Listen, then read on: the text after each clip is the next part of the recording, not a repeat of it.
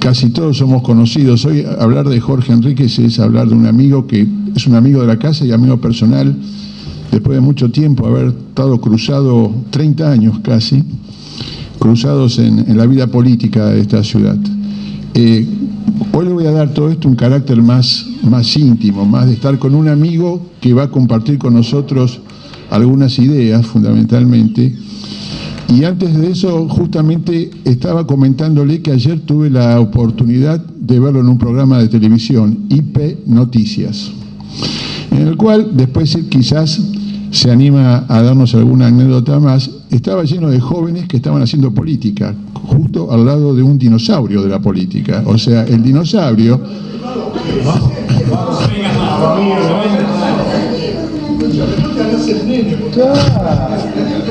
Como esto es muy familiar, el dinosaurio, que tiene muchos años y experiencia en la política, y aparte tiene buena memoria, más el WhatsApp que lo puede ayudar, era como un sparring político en el cual los jóvenes le tiraban cachetazo, piña de derecha, de izquierda, y él siempre con el tacto, sin perjuicio de que dice que en algún momento se puso un poco más vehemente. La vehemencia de él es linda, porque realmente fue amoroso desde lo que debe ser un político grande, cuando los jóvenes intentan hacer su propio camino desde esa arrogancia, de esa certeza de la verdad, porque ustedes vieron que los jóvenes tienen la certeza de la verdad, lo que dicen ellos es verdad, es lo cierto.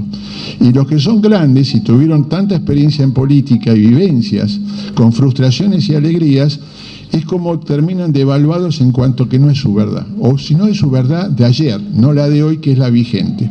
Fue muy lindo escucharlo, hoy está con nosotros, ustedes saben que la dinámica es, él va a exponernos, nos va a contar sus ideas, nosotros vamos a deleitarnos con el primer plato, a él lo dejamos en capilla, salvo que quieras comer el primer plato, lo comemos y después hablas. No, como quieran ustedes. Entonces que charla con nosotros.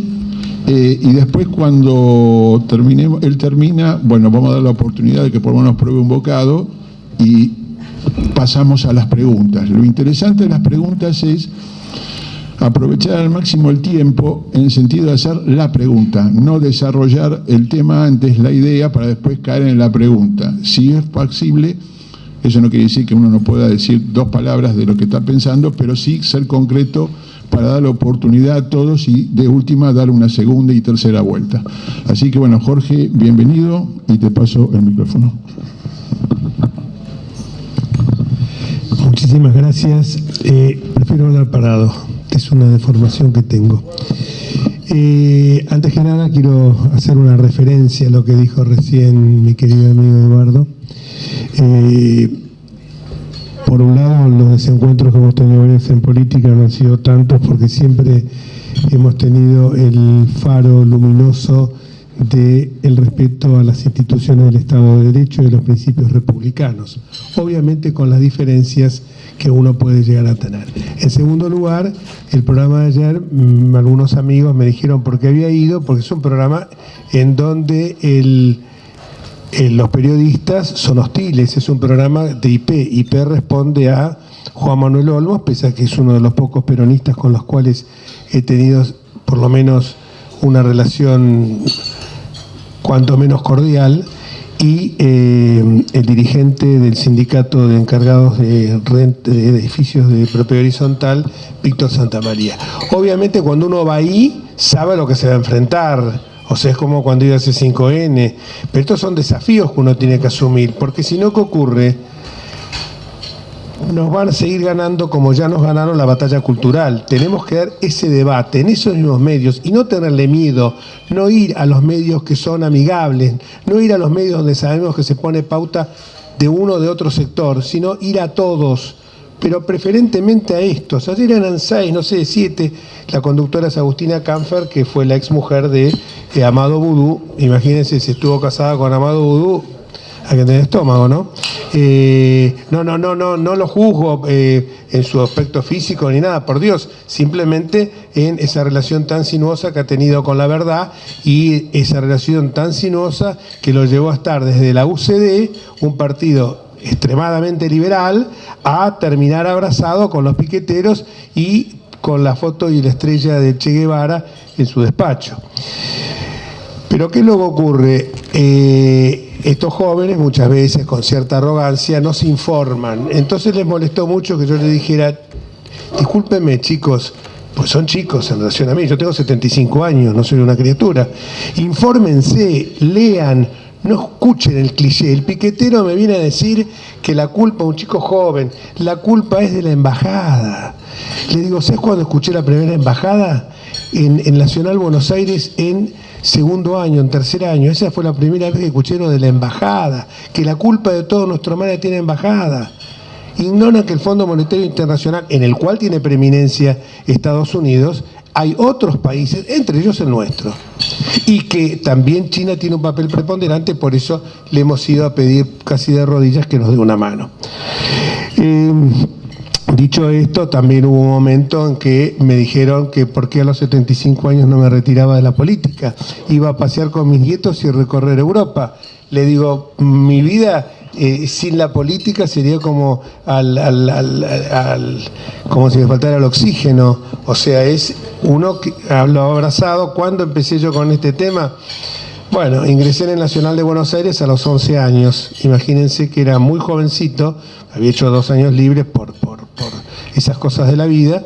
Ingresé a los 11 años y a partir de ese momento uno entra en un lugar donde lo que primero le enseñan, no sé si, bueno, no está Pérez San Martino que fue, lo que primero le enseñan es el pensamiento crítico. El pensamiento crítico conlleva necesariamente a que uno tenga que cuestionarse algunas cosas que trae arraigadas de su hogar, sobre todo cuando uno pertenece a un hogar católico como era el mío, y entonces tiene que compatibilizar eso con los emblemas que para mí eran superlativos en aquel momento, que eran el iluminismo y la Revolución Francesa. A partir de ese momento empieza una trayectoria que, con los intervalos que ha obtenido los golpes de Estado, las dictaduras militares, tuvo algunas lagunas, y por supuesto también el formar una familia, el tener 3 hijos maravillosos, todos casados, nietos, etcétera, y que eso, bueno, hizo que una vez pusiera un impas, pusiera la pausa, porque la plata no la gané en el sector público, la gané en el sector privado, tanto en empresa como en el ejercicio profesional. Por eso, cuando me dicen a mí que me tengo que retirar, yo digo, perdón, un abogado que ustedes conocen seguramente es Zenón Alejandro Ceballos, que es un hombre muy histriónico.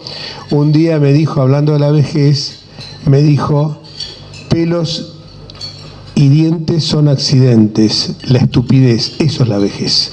O sea que no tiene nada que ver con un estado mental. Yo ayer, agregándole a los chicos con un estado con lo que etario, ayer agregándole eso, le dije a los chicos que estaban ahí, miren, yo aprendí hace muchos años algo que dijo el célebre filósofo de Parque de los Patricios, Oscar Ringo Bonavena: la experiencia es un peine que te quedaste te dan cuando te quedaste pelado.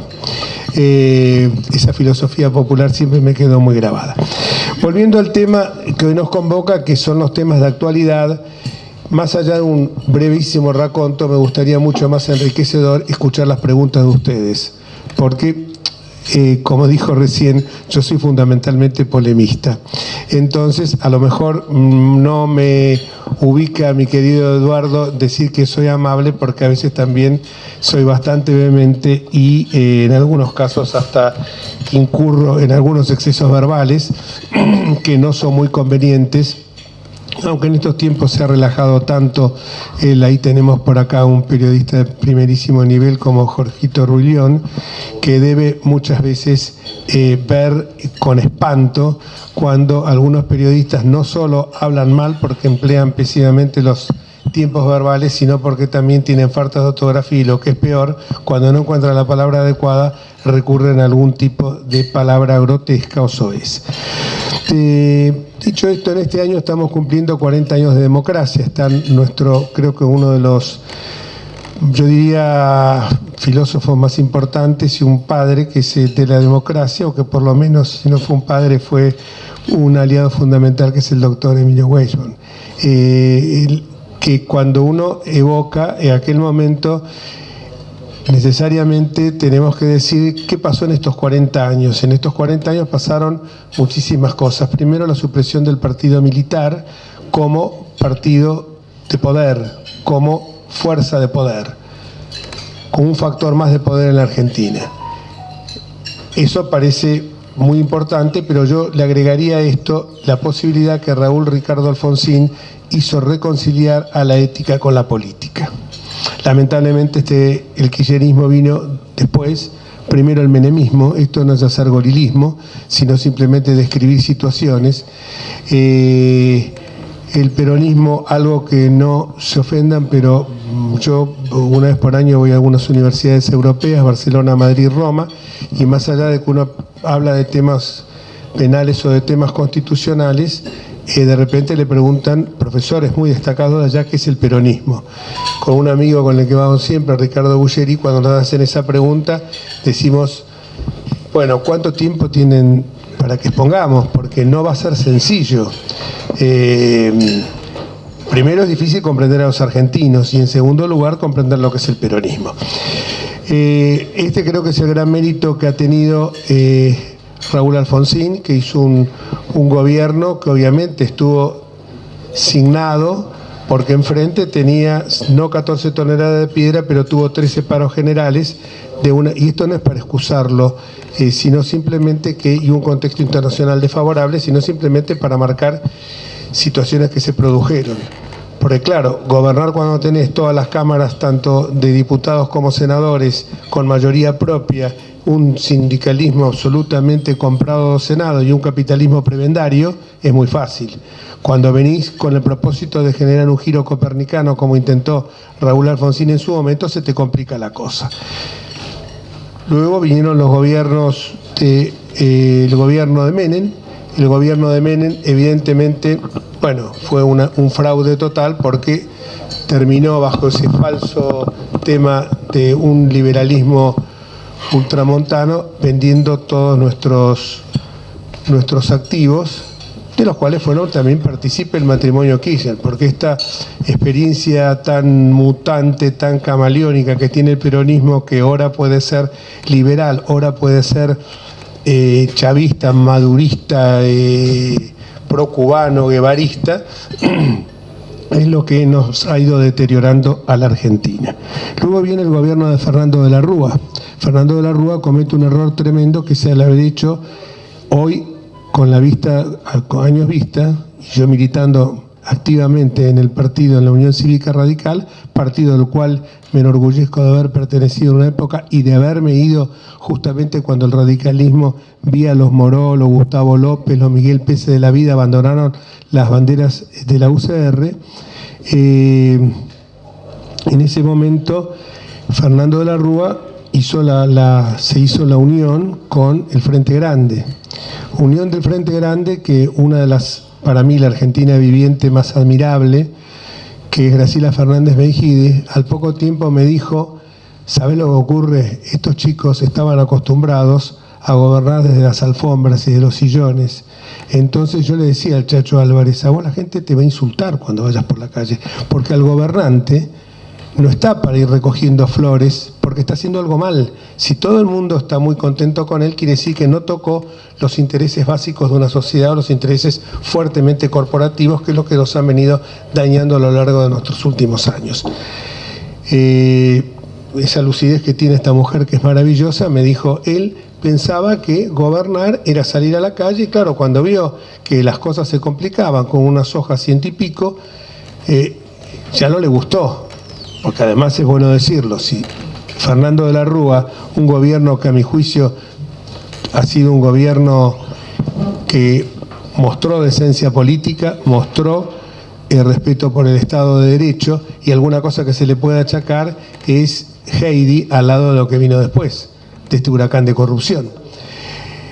No fue acompañado quizás o comprendido en su hora por su partido y tuvo también un contexto internacional desfavorable. Y luego tenemos lo que fue esta década desperdiciada, esta década ya es una veintena desperdiciada de los gobiernos kirchneristas, que, como lo dijo muy bien Claudio Scribano en el momento, a quien admiro profundamente, José Claudio Scribano, como lo dijo apenas había asumido Néstor Kirchner, dijo porque una periodista que la habían destacado ahí mostró lo que era la crudeza de lo que era el modelo kirchnerista. El modelo kirchnerista era el modelo prebendario, el modelo, el típico gobierno populista que amordaza a la prensa, coopta el Poder Judicial. Pensemos lo que pasó con directamente no cumplir el fallo de la Corte en el caso del Procurador General Eduardo Sosa, y que fue adquiriendo empresas porque lo único que los enamoraba era el poder y la caja, pero fueron socios de la dictadura militar, no nos confundamos, fueron socios después, que esto lo resaltaba muy bien Claudio, y fueron socios también de, por supuesto, de Menem, que se beneficiaron con las jugosas regalías petroleras. Cuando hace esa descripción, pronostica horas aciagas para la Argentina. Con esto que nosotros creemos y que a veces nos dejamos obnubilar por estos espejitos de colores que tan fácilmente nos venden, pensamos que venía un cambio profundo. En fútbol hay un axioma: equipo que gana no se toca. ¿Por qué iba a cambiar el santacruceño intendente de Río Gallegos, gobernador de Santa Cruz, si le había ido fantástico? Con este cambio de piel permanente que tenía, que podía estar con unos, podía estar con otros, esto le iba fantástico. Entonces, ¿por qué iba a cambiar él? Bueno, contexto totalmente favorable, una negociación con un supuesto desendeudamiento que lo hemos explicado claramente en la Cámara de Diputados con Luciano Laspina y con Mario Negri en reiteradas oportunidades, supuesto desendeudamiento, porque la señora cuando se va del poder allá en el año 15 nos deja 260.000 millones de dólares, que fue uno de los temas que se tocó en el programa de ayer. Por supuesto que nosotros tuvimos un contexto también desfavorable. Por supuesto que pese a que nosotros logramos algo que era inédito, que después de 91 años se pudiera entregar un gobierno no peronista, la banda presidencial al gobierno que le seguía, es un logro muy importante para el fortalecimiento de las instituciones. Es un logro muy importante haber logrado el superávit comercial, el superávit energético, el superávit primario, haber recibido un Banco Central exhausto de reservas y que se los entregamos con reservas suficientes. El caso de la provincia de Buenos Aires, María Eugenia Vidal, cuando llegó Kicillof, cuando se llegó María Eugenia, que le había dejado gobierno Scioli, no había para pagar los sueldos del mes de diciembre y mucho menos los aguinaldos. María Eugenia Vidal le dejó las finanzas totalmente ordenadas. También un tipo de cambio competitivo, pero estas son cuestiones que obviamente uno puede arreglar la macro, pero 4 años no es suficiente. Y esto no llegó a la micro, no llegó al bolsillo de la gente. Y es muy lógico que la gente, sobre todo cuando uno hace promesas que a lo mejor en su momento, yo esto lo he hablado muy bien con el presidente Macri, con quien tengo una relación y al quien admiro, no me sonrojo cuando digo que de los políticos vivientes de la Argentina, de los no vivientes o no vivientes, desde los albores de la democracia hasta ahora, yo he admirado básicamente a 2 personas, que son Raúl Ricardo Alfonsín y Mauricio Macri. No me sonrojo porque a veces algunos me dicen, che, pero Mauricio Macri no lo comparo con Alfonsín, son 2 cosas distintas. Pero para mí son 2 personas que podría citar también otros que han sido importantes también en mi vida, como 2 amigos que desaparecieron, como Enrique Olivera, fallecieron, como Enrique Olivera y como mi hermano, en el aula y en la vida, porque éramos del mismo colegio, con 10 años de diferencia, claro, que es, y mi padrino político, que es el Yuyo Gauna. Un tipo realmente admirable, muy querido y querible. Bueno, no voy a hacer más un raconto de todo lo que sucedió después. Creo que mostramos cuando llegamos al gobierno, no hicimos como cuando llegamos al gobierno de la ciudad, que en un video de 3 minutos mostramos crudamente cuál era la realidad de la ciudad que recibíamos, con el deterioro que había producido la gestión de Ibarra, más allá del tema Cromañón, y tantas otras cuestiones que hubo, y su desidia para gobernar. No mostramos ese cuadro que habíamos hecho en la ciudad, y en cambio de eso hicimos 3 mamotretos que seguramente habrán terminado en la pila de algún asado para poner en una mesa que a lo mejor estaba media clueca, que se llamaba El Estado del Estado. Creo que lo hemos leído muy poco, y en el caso mío confieso que lo leí en diagonal.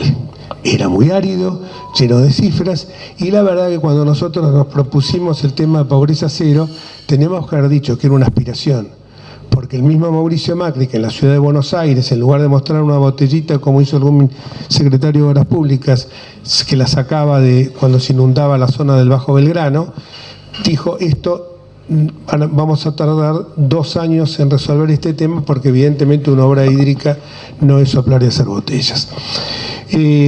Eso no me queda ninguna duda que hubo claudicaciones, no me queda ninguna duda que hubo, de alguna vez se enojaron algunos dirigentes con el hoy candidato a vicepresidente Luis Petri conmigo, porque en una reunión de gabinete ampliado dijimos que todos los planes no podían sostenerse en el tiempo, que los planes sociales que había inaugurado el kirchnerismo eran el fracaso más grande de la política social, que esmerilaban totalmente la cultura del trabajo, que estos planes debían ser hechos de otra forma, deberían ser hechos llegar en forma directa al beneficiario, con condicionamientos y con carácter temporal para ser sustituidos después por seguro de trabajo. De acá hacia el futuro, creo que tenemos, particularmente yo estoy en Juntos por el Cambio, no busco de hacer de esto una interna Montejos y Capuletos, por eso a veces me enojo con algunos dirigentes nuestros. Yo estoy con Patricia Bullrich, me han identificado siempre como un halcón, cosa que me pone, no me afecta en lo más mínimo, sino al contrario me pone muy orgulloso. Tenemos diferencias, pero las diferencias son siempre en el marco de la unidad en la diversidad. A mí me enseñó la democracia que hay que distinguir entre unidad y uniformidad. Unidad es saber convivir en la discrepancia. Unidad es armonizar contradicciones. Uniformidad es eliminar diferencias. Yo me inclino por la primera.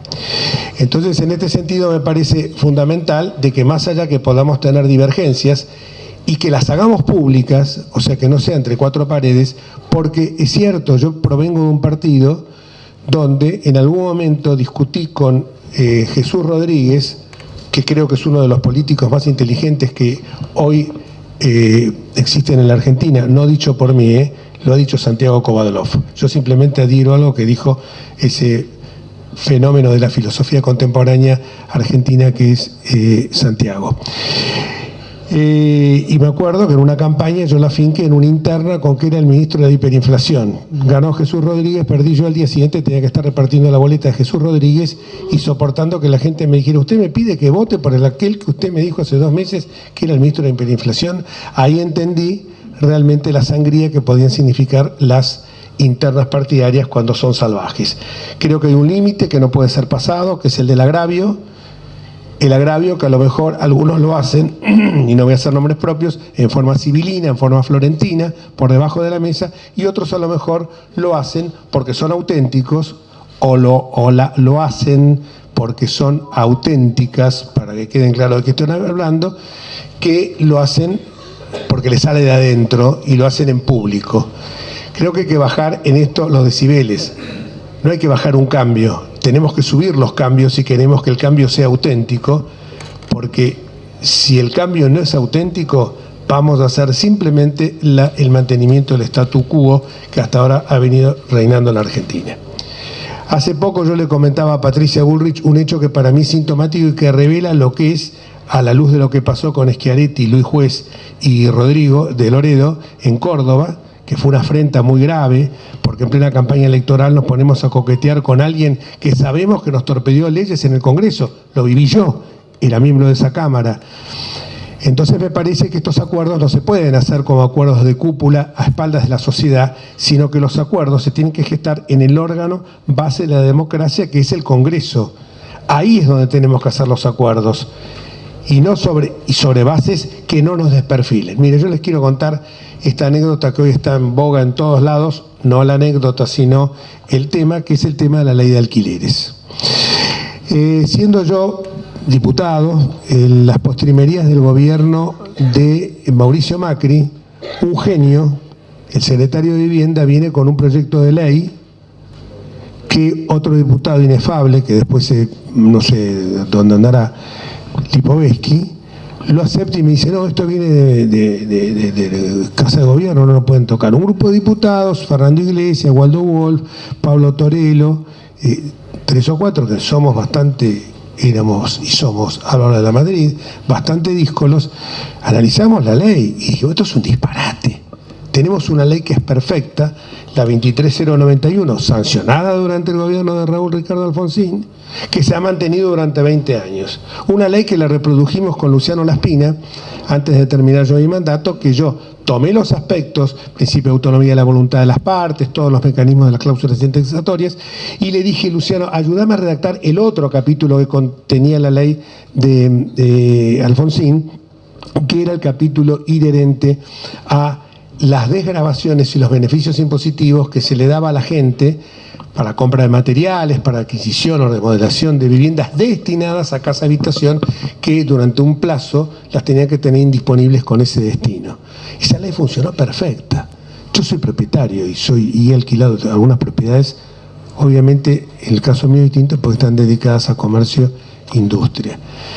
Pero esa ley ha funcionado fantástico. Son propiedades que vienen de la época de mi padre. Y les digo que mi padre se hizo tanta mala sangre que cuando llegó esta ley le pareció que era el desideratum. El Código Civil reformado en el año 2015, el Código agosto de 2015, reformado en agosto de 2015, ese código recepta. ¿Por qué necesidad de cambiarlo? Porque vino la premura y la desesperación, y esta es otra de las críticas que yo hago, porque no nos fuimos del gobierno porque hicimos todo bien, alguna macana hicimos, hay que decirlas. ¿Por qué la cambiamos? Porque vinieron los inquilinos a apretarnos. Y yo digo, muchachos, consideremos a los propietarios, a los inquilinos, a los desarrolladores inmobiliarios, en una época que empezaban a florecer como hongos los fideicomisos. Le digo, sentemos toda una mesa. No, porque tenemos que captar el voto de los inquilinos. Hay un artículo muy bueno que les recomiendo en una revista Seúl, que se llama, de Diana Molero, Igual no te van a querer. O sea, hagas lo que hagas, hay dentro del kirchnerismo como algo místico. Podés decir que fuiste al Pellegrini o al Cole, a Nacional Buenos Aires, y eso pensás que te da una pátina de progre. Para ellos no sos progre. Para ellos seguís siendo un conserva facho ultramontano, porque ellos te tienen catalogado de esa manera, porque expresás un pensamiento liberal, porque para ellos la democracia y la república son prejuicios burgueses, porque tienen el numen en su origen del autoritarismo. Ellos hablan del líder y conductor. Entonces creo que la situación hoy es una situación muy compleja. Básicamente no voy a hacer una reseña, la tengo por ahí, está ya la plataforma nuestra, no voy a hacer una reseña, pero simplemente decir que las principales preocupaciones nuestras pasan, por un lado, por la situación económica, por la situación laboral, por la situación, la inseguridad, por la pobreza lacerante, que ya está en el 50%, mentiroso porque es el 66%, y le explico por qué. Si 2 de cada 3 jóvenes son pobres, el futuro, que lo tenemos acá enfrente, nos va a indicar que la pobreza va a llegar al 66%. No nos agrupamos más. Y frente a esto la gente me pregunta, ¿y ustedes qué van a hacer cuando lleguen al gobierno? Y bueno, vamos a hacer el cambio, porque o somos el cambio o no somos nada. Si entramos a negociar desde el primer día, no terminé con esto de que hablo de ventanitas de Windows y mi capacidad de síntesis es muy floja, no terminé de señalar lo que pasó con esta ley, la ley 27.551 de alquileres. En el apuro, vienen y te dicen, no, hay que hacerlo porque el secretario de Vivienda, pará, no me corras, somos del mismo palo, gente de nuestro propio palo, no me corras, vamos a verlo. Hablo con Negri, no, esto yo no lo firmo, esto yo no lo voto, esto es impotable. Y así hubo la mitad casi del bloque, un poco menos, que o no votamos o lo hicimos, o no votamos en contra o nos abstuvimos. Pero yo previamente esto, cuando lo vio, fíjense la desesperación que existió, porque esto ocurrió estoy hablando del año 19, ocurrió entre la primera y la segunda vuelta. Entonces la desesperación que había era esto.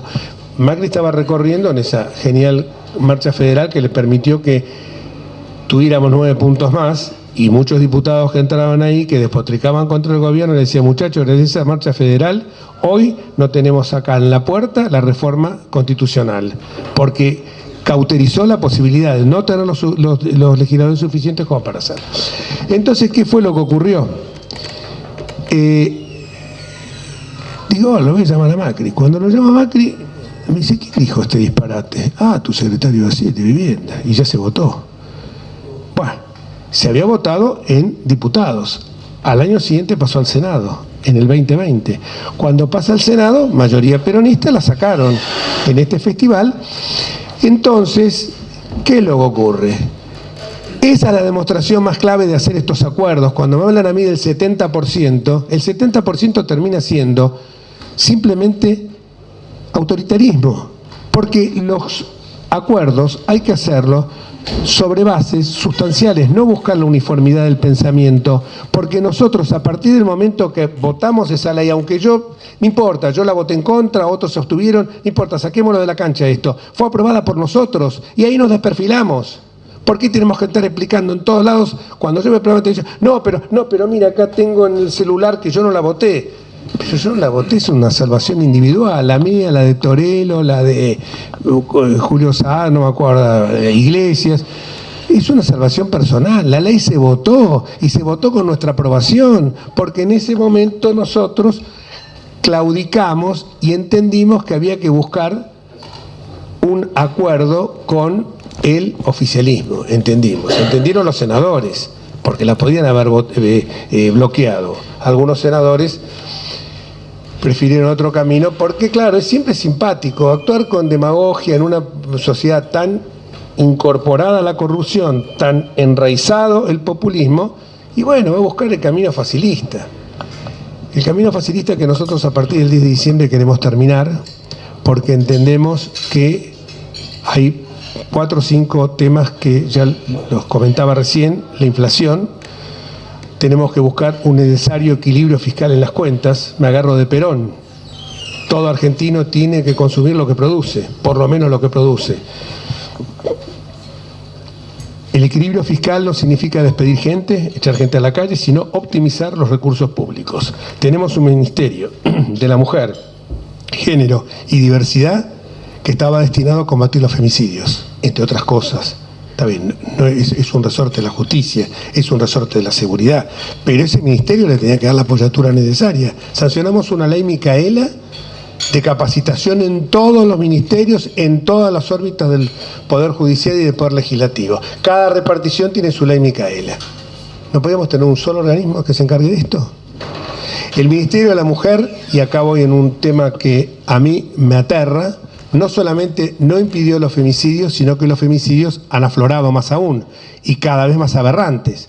Levos, la chica Levos en Tucumán, la chica Cecilia no vayamos en el tiempo a María Soledad, la chica Cecilia en el Chaco. Este ministerio maneja un presupuesto de 18.000 millones de dólares. Tiene 211 empleados. ¿Saben cuántos argentinos hoy carecen de cloacas? ¿Hay por ahí algún médico? Que es fundamental las cloacas para evitar enfermedades. El 40%, 16 millones de argentinos carecen de cloacas. Con ese presupuesto se hacen 50.000 kilómetros de cloacas. ¿Saben cuántos argentinos, cuánto es el déficit habitacional de la Argentina? 3.800.000 viviendas. 3.800.000 viviendas. Con ese presupuesto, incluyendo los 50.000 kilómetros de cloaca, estaríamos haciendo 800.000 viviendas, perdón, 700.000 viviendas de 2 ambientes. ¿Y qué tienen las viviendas de 2 ambientes, de 2 dormitorios? Evidentemente el hacinamiento es una de las causas también del femicidio. O sea que por la otra vía también llegamos. ¿Qué se puede hacer además con el presupuesto de ese ministerio? 800.000 quimioterapias. ¿Qué se puede hacer con el presupuesto? Además, voy sumando, no voy restando. Hay 10 millones de argentinos que carecen de agua potable. Pierden de 3 a 6 horas por día en ir a buscar agua potable. Termina el capitalismo prebendario. Lo dijimos el otro día, no gustó mucho. Pero si nosotros pensamos que tenemos 80 empresarios de la obra pública procesados en la causa de los cuadernos, ¿de qué meritocracia voy a hablar yo? Se me van a reír. Si después voy a negociar con los empresarios de la construcción, sé que a lo mejor esto le puede resultar chocante, pero ¿saben qué? 70 años no fue así. Einstein lo decía clarito.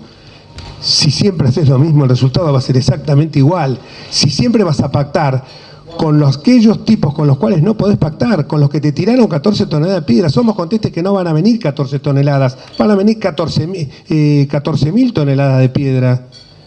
Somos conscientes en que el cambio, obviamente, vamos a buscar el desafío de enfrentar y de terminar con esas estructuras que nos han dañado permanentemente, de los Baradel de la vida que impiden que nuestros chicos terminen la escuela en tiempo y forma. Solamente el 12%, y acá ya sé que la criticaron a Patricia porque la verdad, como lo reconoció hidalgamente, se equivocó en los números. Pero el 12% de los argentinos llega a la universidad. Solamente el 20% termina la secundaria en tiempo y forma. El señor ministro de Educación, Perisic, algo así, se horrorizó un día, cual si fuera panelista de un programa de televisión o un opinador, diciendo: los chicos en tercero o cuarto grado no saben leer y escribir. Todos los que estamos acá, algunos peinamos más canas que otros, sabemos perfectamente que pasábamos en aquel momento primero inferior, ya no primero superior, primero inferior, y que si no sabías leer y escribir medianamente eras un burro. Y que no era mal de que existiera un cuadro de honor y que hiciera una meritocracia, porque obligaba al esfuerzo constante. Yo acá veo gente que llegó, no voy a hacer nombres propios, que llegó con el esfuerzo de su trabajo a poder acceder a una facultad, que trabajaban de noche y estudiaban de día o viceversa. Entonces, ¿cómo eso que perdimos los argentinos, que también plasmaba la movilidad social ascendente, que también plasmó Florencio Sánchez en su obra Mi hijo el doctor, era así, era la Argentina. Mi abuela analfabeta llegó a la Argentina y cuando se murió tenía 3 casas. Mi abuelo trabajaba en 2 lugares, con los ingleses, en el Anglo y era motorman de un tranvía. Todos los hijos, excepto las mujeres, porque vivíamos en una época donde lamentablemente las mujeres, mis tías, estaban absolutamente relegadas, el acceso a la universidad era muy escaso, pese a que ya teníamos un antecedente en la familia de una tía bisabuela mía, Julita Lanteri de Renshaw, que fue una de las primeras mujeres profesionales y la primera mujer que votó. Pero las mujeres estaban relegadas. Los 3 hijos, dos, porque uno murió jovencito, los 2 hijos, mi padre y mi tío, no solamente fueron al Colegio Militar de la Nación, que era en ese momento absolutamente patricio, sino que también después terminaban la carrera de doctor en Ciencias Económicas. Esa es la movilidad social ascendente, pero era pelándose el alma que se lograba eso. Esto es lo que nosotros queremos reconstruir, un tejido social dañado. Yo siempre pongo 4 o 5 apotegmas que para mí son esenciales. En primer lugar, la calidad institucional. Muchas veces, y ha pasado, que muchas veces existe pobreza cívica, porque hay una gran estabilidad económica y no nos damos cuenta que, como nos pasó con el primer kirchnerismo, ponemos el ojo en que estamos bien económicamente, pero no ponemos la mirada en la pobreza institucional. Y si no tenemos pobreza y si no tenemos instituciones sólidas, aquello se va a caer. El segundo punto que me parece esencial es la cohesión social. Es una sociedad que tiene una grieta muy profunda. Pero la grieta no es solamente entre el kirchnerismo y el antikirchnerismo. La grieta es todavía más seria, es entre una visión republicana y una visión antirrepublicana. Pero también hay una grieta en la sociedad. A veces amigos míos me dicen, subo vos andás con corbata, y bueno, es un vicio que tengo de toda la vida. Me parece hasta más elegante y todo, ¿no? Los que están sin corbata siguen sin corbata. Pero me parece, le digo yo, si vos sabés que cuando yo entro en el subte, me miran con una cara como si fuera con asco, con desprecio, porque te ven un elite. Hace poco Alberto de la Vía me contó una anécdota que estaba tomando un café con un amigo y le dijo, el tipo pasó en la vereda y los miró y le dijo, cállense la boca, hombres ricos. Y eso está hablando de una sociedad que está con una grieta muy fuerte.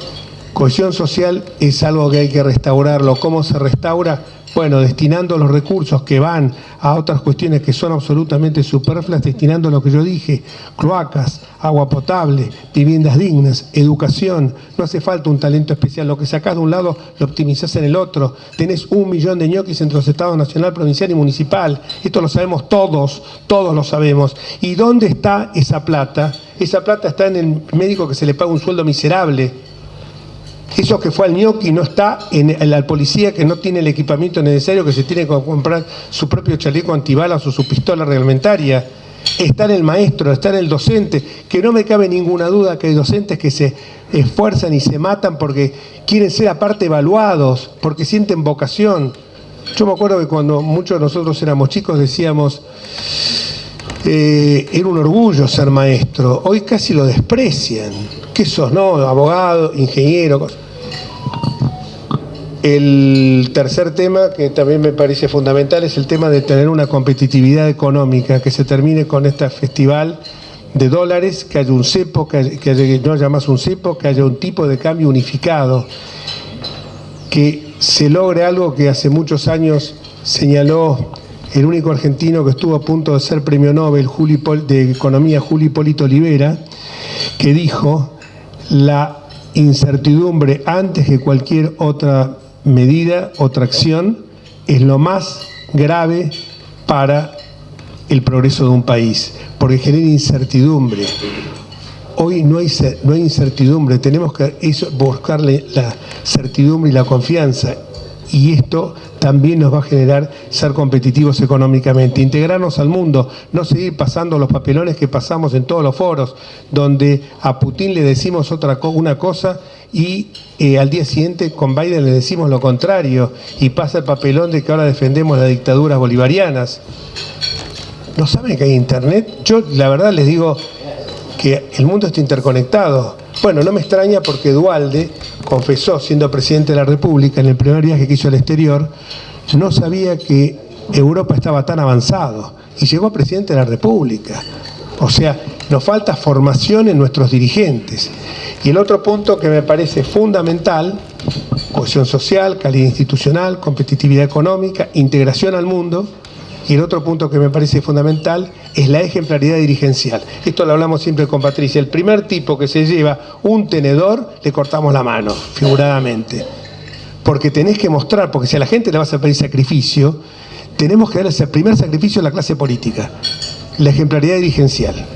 Porque eso va a hacer que nos tornemos creíbles y decirle a la gente la verdad, no venderle espejitos de colores. Yo cuando lo escuchaba decir Durán Barba en la campaña electoral del 15, no, pero si a la gente hay que plantear la esperanza, hay que tirarle buena onda. ¿Buena onda para qué? Si después va a la góndola del supermercado y cada vez más se escurre entre los dedos el poder adquisitivo de la moneda, o tiene cortes de luz en el invierno y en el verano. Nosotros llegamos a generar superávit energético. Con esto no digo que lo nuestro, vuelvo a repetir, fue todo un lecho de rosas, pero que evidentemente estábamos en el camino, estábamos en la dirección. Vino este gobierno que entonces le echó la culpa a Macri, a la sequía, a la pandemia, y porque aparte subyace el pensamiento mágico en nuestra sociedad que el Estado va a solucionar todo, y este Estado paquidérmico, fofo, elefantiásico no supo solucionar absolutamente nada. Es más, generó vacunatorios VIP, nos puso en el top 10 de los muertos por COVID en el mundo. Y si no, entren en la página COVID, es una aplicación que está en todos los celulares, y van a ver que estamos entre los 10 países que por cada millón de habitantes murió más gente del COVID. Pero claro, tuvo vacunados VIP. 5 diputados, con Eduardo Valdés a la cabeza, al que le pedí la expulsión de la Cámara, se vacunaron en forma VIP y T. ¿Sabés lo que te dicen? ¿Y vos no lo hubieras hecho? Yo, teniendo mis 73 años en ese momento, fui todas y cada una de las veces porque me resistí al Mazapalusa, Lollapalooza, de esas pantallas de televisión que estaban ahí y que significaban de que un diputado lo sorprendieron en una actitud un poco indecente con una niña, pero eso no fue todo. Se olvidan de cuando la vocera, en ese momento diputada, se lavaba los dientes mientras uno estaba sentado en la banca, y no era yo solo, había diputados que tenían, yo por suerte no tenía, la única comorbilidad que podía tener un elemento de riesgo era la edad, pero había diputados que tenían diabetes y iban igual de nuestro sector, obviamente. O la otra que puso las pantuflitas con forma de gatito antes de irse a dormir, claro, porque le decían, pon el despertador que a las 5 se vota y te llamamos. Eso es lo que tenemos que terminar. Tenemos que ir, y para eso necesitamos un líder que no titubee, un líder que diga, vamos por acá. Por supuesto, va a haber que reformar leyes, se van a buscar los acuerdos en el Congreso, pero no llegar condicionados en listas, porque si nos mezclamos en la lista después corremos el riesgo. A nosotros se nos piantaron 3 diputados. que después van y vuelven, Antonio Carambia de Río Negro, Ayala, que ahora perdió la elección Ayala no Ávila, que perdió la elección en Tucumán, y el otro fue Anzaloni, que terminó yendo, un dirigente de Huatra, que terminó yendo con... Esos iban en nuestras listas. Si eso nos hicieron esto, imagínense que venían de nosotros, imagínense si nos integramos con otros. ¿Acaso nos fue bien con el Chacho Álvarez? No nos fue bien. La primera de cambio, cuando no le gustó, vio algo raro, no lo denunció, se fue del gobierno. Actitud cobarde si la hay. Entonces, creo que tenemos que tener alguien que sea un líder, que tenga ciertas características, que sea amable pero que sea fuerte, que sea empático pero que sea decidido y que sea optimista pero que esté enfocado. Y yo creo que ese líder está en una mujer. Tantas experiencias, tuvimos 2 experiencias lamentables como mujeres presidentes. Bueno, tenemos la oportunidad que la tercera sea la vencida. Así que bueno, pero me parece mucho más enriquecedor las preguntas que me hacen y algunas cosas no las dije para que me las puedan preguntar ustedes.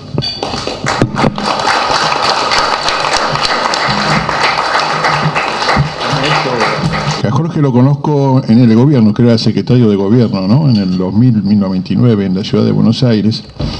Yo trabajaba con Antonio Cartañá, que en ese momento era el Contralor General Comunal, después ombudsman de la ciudad, un hombre socialista, un hombre que me vinculó justamente con la política del socialismo. Y salía, creo que el gobierno de Ibarra, ¿no? Cuando llegaste vos. No, era el primer gobierno de Rúa. Estaba anterior, ¿quién era? El anterior había sido Jorge Domínguez. Jorge Domínguez, intendente. Nosotros teníamos grandes dificultades para la información que nos dio el gobierno de la ciudad en ese momento. Y cuando llega Jorge abre su oficina. Jorge abre su oficina, toda la disponibilidad para toda la información que directamente que el Controlador General Comunal le pidiese, se la pedía a él, y él se ocupaba de diligenciarla y tener respuesta. Y por supuesto una respuesta lo más cercana a lo fidedigno, a lo real. Después colaboró mucho con el trabajo de la ley de ética. ¿Te acordás que la ley de ética para los funcionarios públicos, que en ese momento no existía? Bueno, Jorge también puso toda su disposición y oficina para trabajarlo en conjunto. Cuando digo trabajar quiere decir que equipos conjuntos trabajamos. Y me tocó también con él y con Mató, que en ese momento estaba secretario de Seguridad, creo que era, trabajar temas de justicia, el cambio de la justicia, lo que era el traspaso de la justicia, que fue un tema muy difícil que se hizo en el Ministerio justamente de Justicia, y siempre encontré en Jorge una disposición política abierta y transparente. Ayer estaba en el programa IP, peleándose con los chicos, amorosamente, como digo yo, y de repente empezaron a hablar de las piedras de la Plaza del Congreso.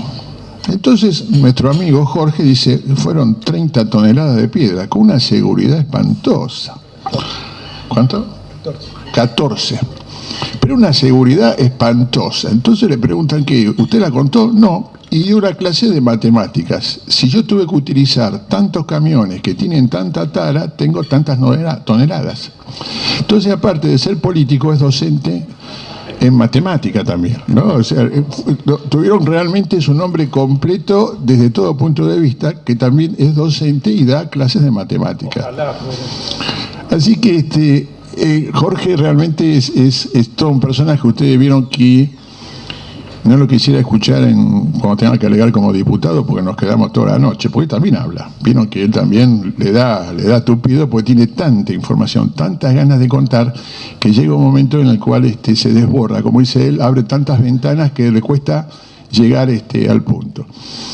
Y finalmente, así le vamos dando tiempo a que termine, estoy haciendo el aguante. Ustedes saben, soy un telonero, soy el telonero de Jorge. O sea, ustedes saben. Muy bueno como telonero. Una vez le toca una labor que era muy ingrata, que era, ¿se acuerdan de Casaba, que era la caja de los abogados? Bueno, se liquida la caja y te da la voz, ¿no?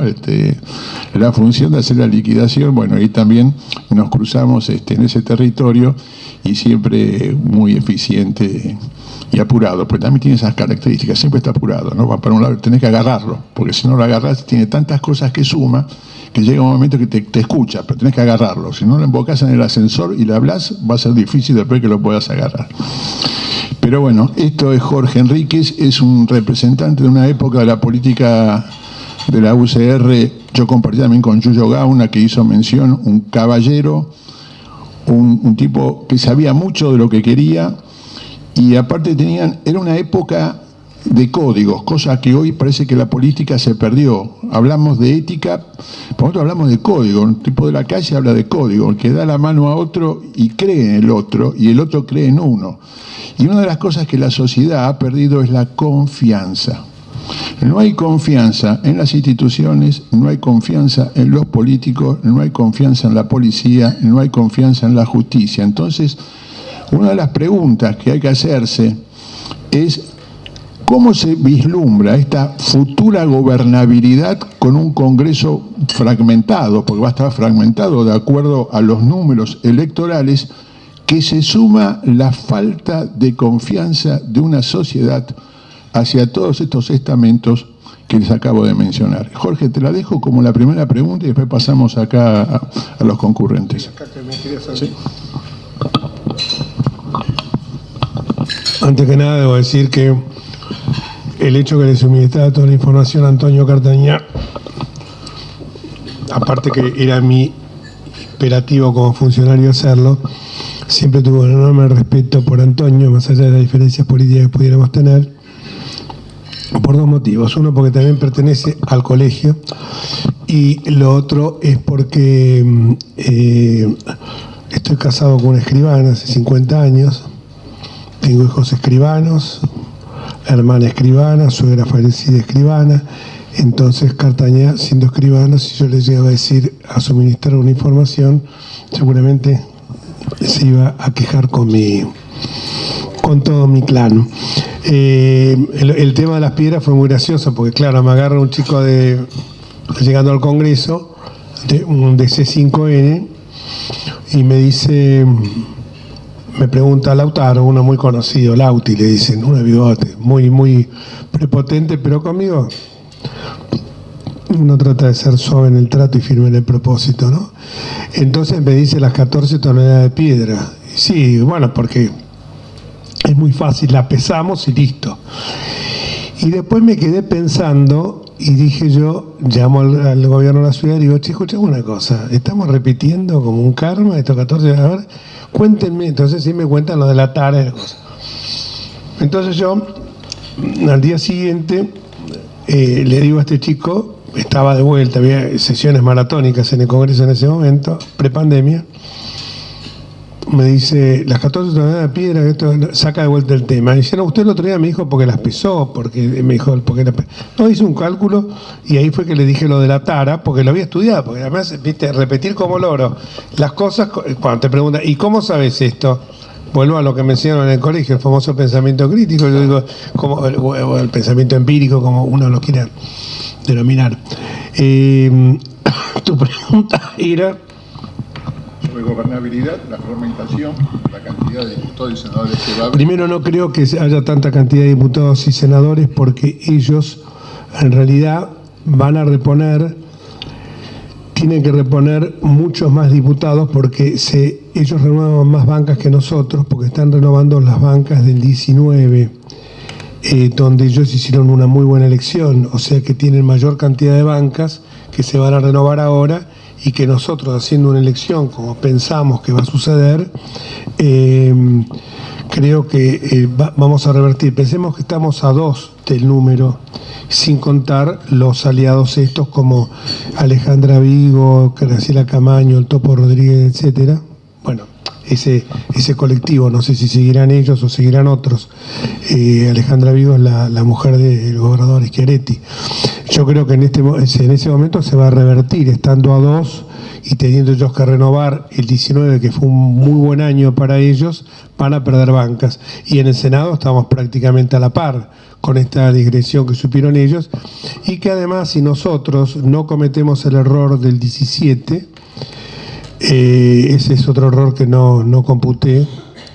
En el año 17 nosotros teníamos prácticamente, lo voy a decir con una expresión bastante metafórica, al peronismo de rodillas, al peronismo no kirchnerista.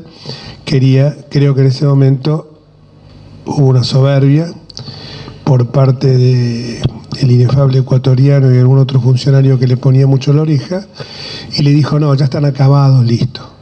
El peor error que pudieron haber cometido, porque esos gobernadores se sintieron despreciados. Entre esos gobernadores saben muchos que el caso de Uñac, en el cual cuando yo fui secretario de Justicia de Rodríguez Larreta, lo frecuenté mucho, era un tipo que nos tiraba constantemente puentes de plata, no le dábamos bola. El caso de Urtubey en Salta, no le dábamos bola. El caso de el mismo Perotti en Santa Fe, Schiaretti en Córdoba. Creo que hay una soberbia que hubiera permitido, en lugar de hacer el acuerdo de cúpulas, como se pretendió hacer ahora con Schiaretti, hacer un acuerdo en la base, en el Congreso, como digo yo siempre. Los acuerdos de cúpulas uno necesita, los acuerdos de cúpula siempre terminan siendo espurios. En cambio, cuando uno lo hace desde abajo, lo tiene que hacer más a la luz de la gente, ¿no es cierto? Entonces creo que hoy la sociedad lo que está demandando es más sociedad y menos Estado. Creo que ese no va a ser un problema. El problema va a ser que los diputados nuestros tengan el manguito rotador suficientemente aceitado, porque van a tener que bajar y subir las manos, los brazos, durante los 2 o 3 primeros días del periodo que se inicie en extraordinarias, digamos, a partir del 10 de diciembre de este año. Y lo van a tener que hacer porque, aparte, no solamente sancionar leyes, porque nosotros tenemos una intoxicación de leyes. Ya estamos por las 27.000 y pico, holgadamente. Hemos hecho un trabajo de relevamiento que hay que por lo menos derogar de un saque 2.000 leyes. Y hay que eliminar más de 2.000 o 3.000 resoluciones, que lo vivimos eso en la ciudad de Buenos Aires, generadoras pura y exclusivamente de prebendas y facilitando el cohecho. Eso se ve muy claro en las ordenanzas que hubo que derogar en la ciudad de Buenos Aires. Esas resoluciones impiden que las exportaciones se puedan vehiculizar con la celeridad que requieren. Lo mismo pasa con la adquisición, con la importación de insumos. O sea que eso para nosotros es fundamental, pero sabemos que lo vamos a entender, y además porque queremos pasar de ser lo que hemos sido siempre. El Beto Brandoni lo dice muy claramente, una mayoría silenciosa frente a una minoría intensa. Tenemos que ser una mayoría intensa, no violenta, pacífica, como salimos en las marchas del año 20. Está el libro muy bueno de Sebrelli y Joffre, creo que es, que hablaban de la rebelión de los mansos.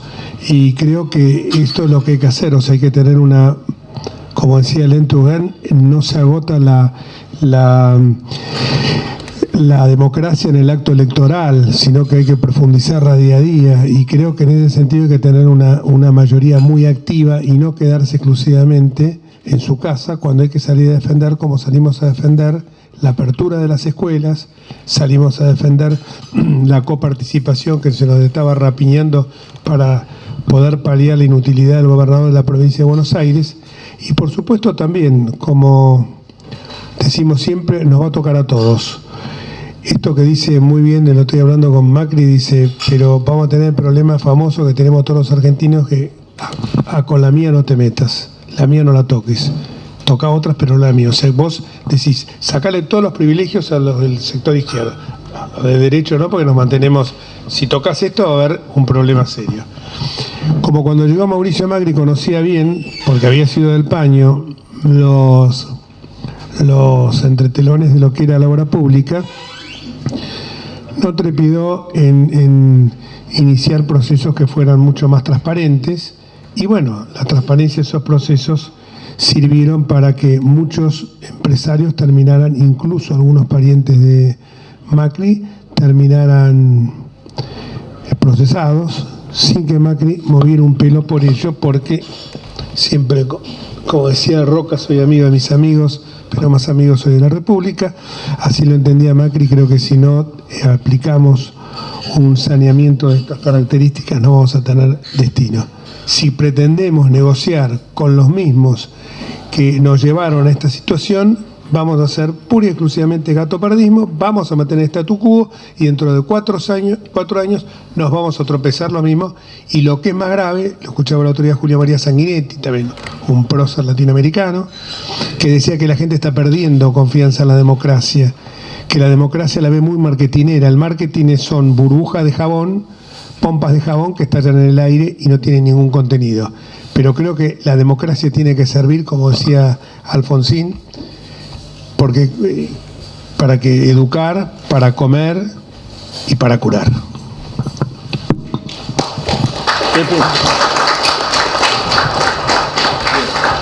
A mi rey. Muy bien. Nos ha ganado la comida, ¿no? Voy haciendo la pregunta. Bueno, muchas gracias por darme el micrófono.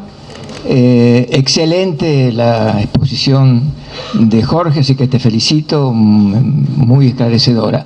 Yo tengo dos preguntas que son dos inquietudes que tengo. Yo quiero aclarar que jamás he ejercido la política, nada. Yo me dediqué toda mi vida al derecho, escribo derecho, me dedico al derecho. Es mi única actividad fundamental. Exitosamente.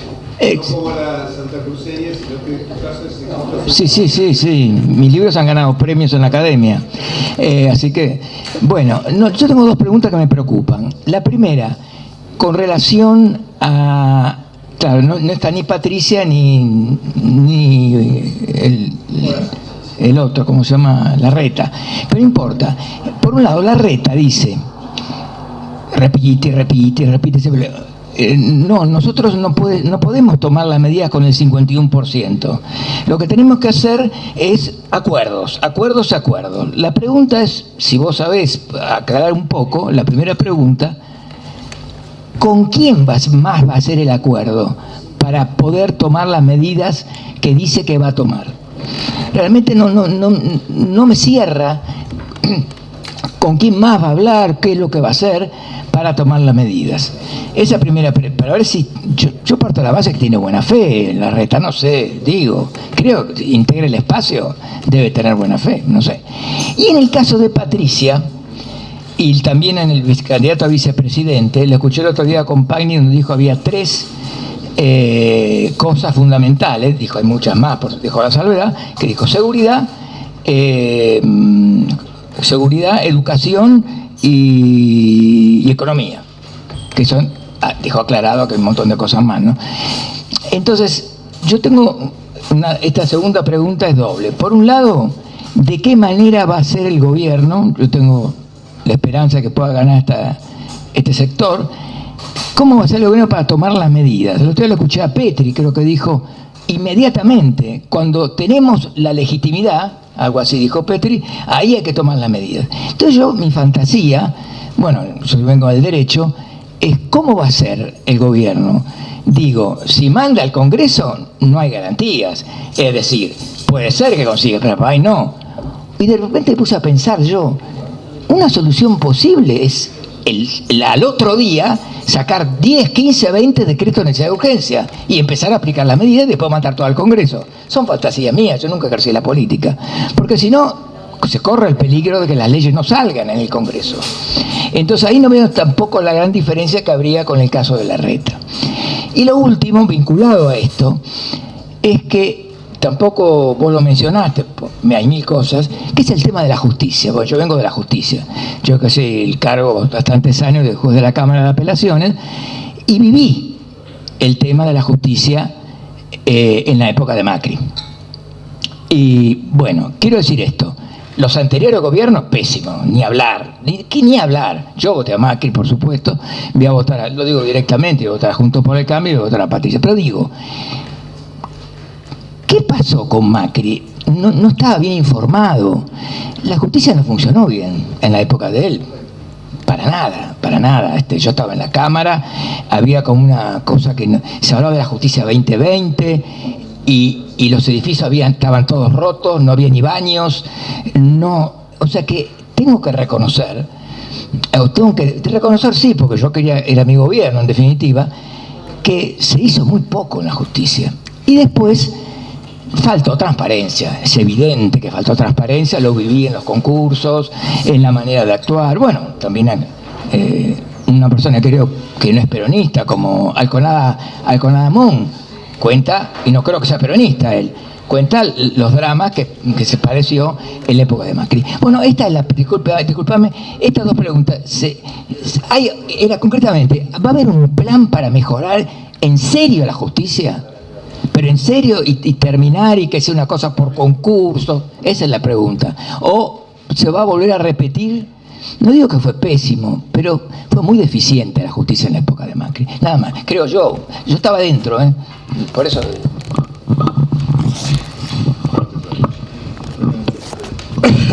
No, quería tomar nota para ser concreto y no abrir, como decía, ventanitas de Windows.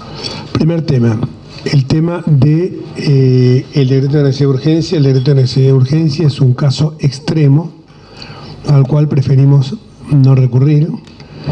Nos parece que esta delegación de facultades legislativas en el Ejecutivo fue un invento en la época de Menem, uno de los tantos temas de núcleo de coincidencias básicas que fueron bastante malhadados. Yo discutí mucho y entro en el tema de Rondón, en el tema de la justicia.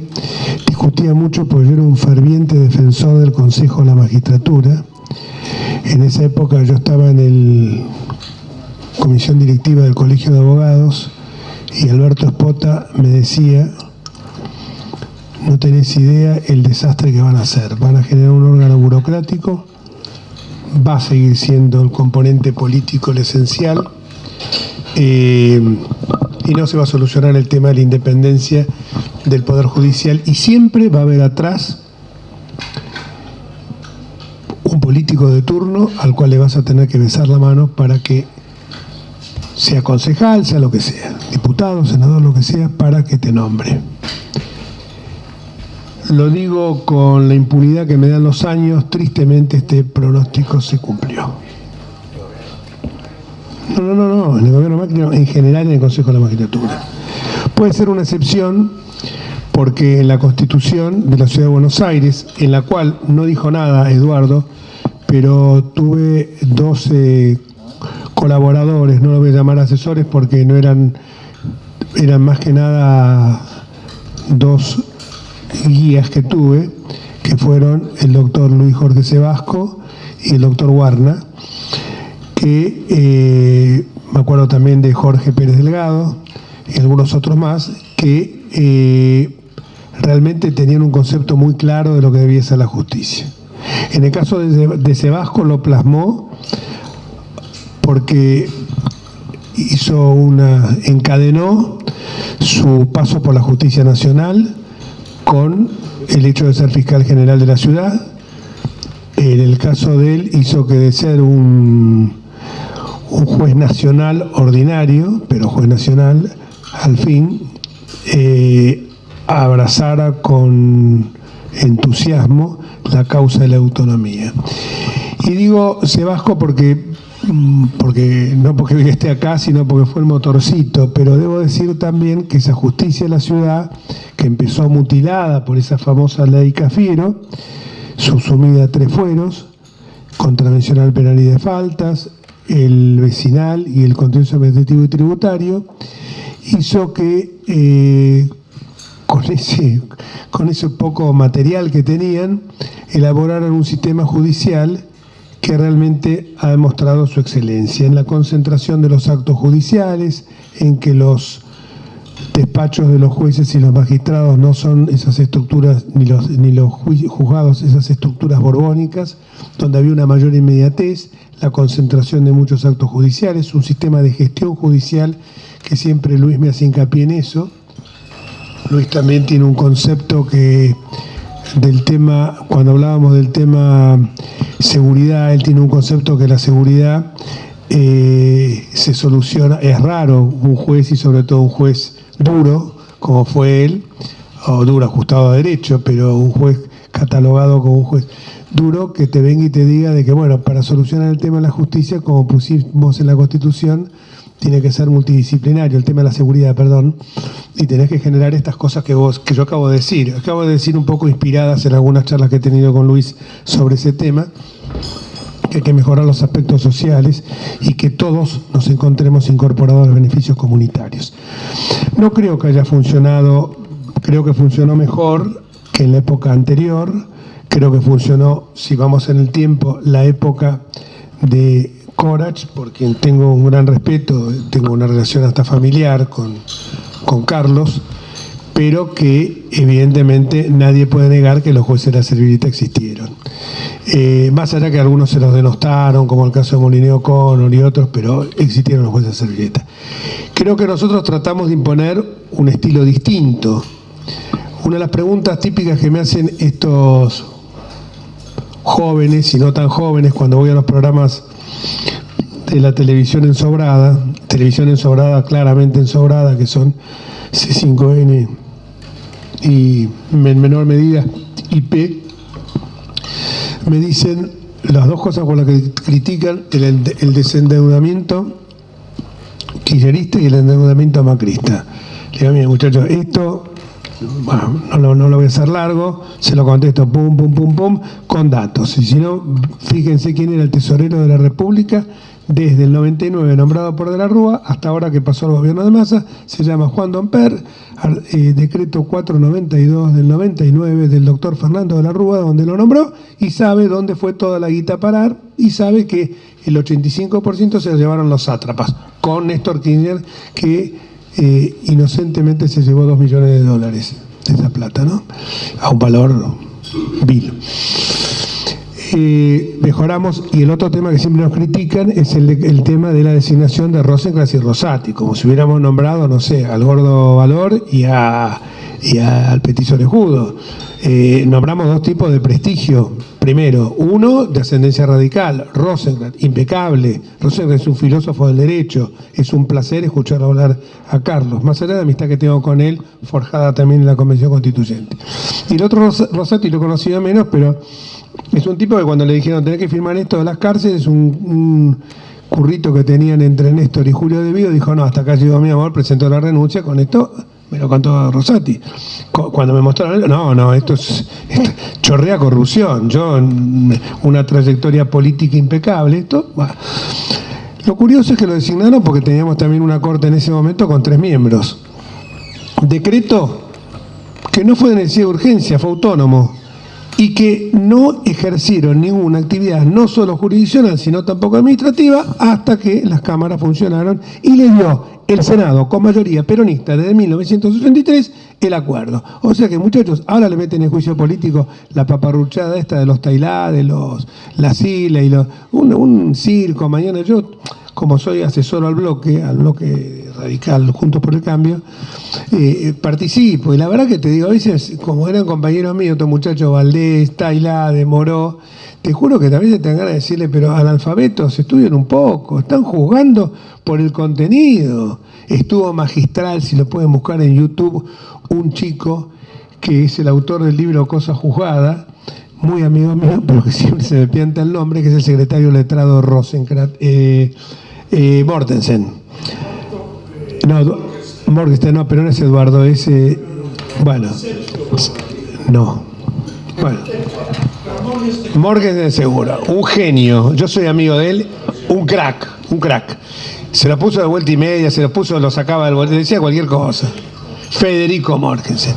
Tiene un libro, ahora está haciendo otro, que como yo tuve que dar una clase en Europa sobre el doble estándar en materia de derechos humanos con los delitos de lesa y los delitos cometidos por el terrorismo de Estado, por los delitos de lesa y por los del terrorismo secas, donde tuve el honor de que estuviera Enrique Bacigalupo, que está muy bien mentalmente, y cuando tuve que hablar de eso le dije, che, decime alguna cosa que se te ocurra. Me dice, te voy a tirar, pero no para que lo digas, un adelanto del libro que está publicando en estos días. Y el otro chico que es fabuloso, también es otro filósofo del derecho, pues hay una materia prima intelectual impresionante que es Andrés Rosler.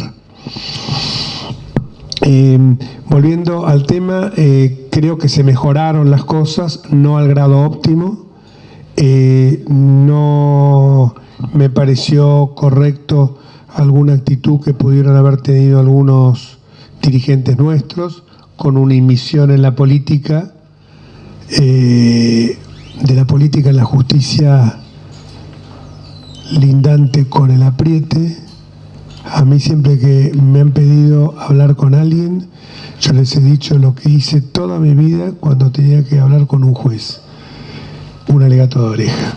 Pero de ahí a actuar imperativamente, bueno, la típica, vos como juez lo habrás sentido, la típica que uno hace es, ay doctor, como si el tipo no fuera a leer la sentencia, ay doctor, le pido que se fije bien porque hay una pericia que a lo mejor no la toman en cuenta porque son detalles muy técnicos. Entonces uno va el alegato de oreja, pero yo siempre he deplorado los que quieren hacer algún tipo de apriete. No me consta que haya ocurrido en nuestro gobierno, pero algunos ruidos se escucharon. Claro, bueno. El criterio de la Corte. El criterio de la Corte, sí, sí, sí. O, bueno, en la ciudad tenemos un criterio que si recibe a una de las partes tiene que recibir a los dos en el mismo momento. Ese es el criterio.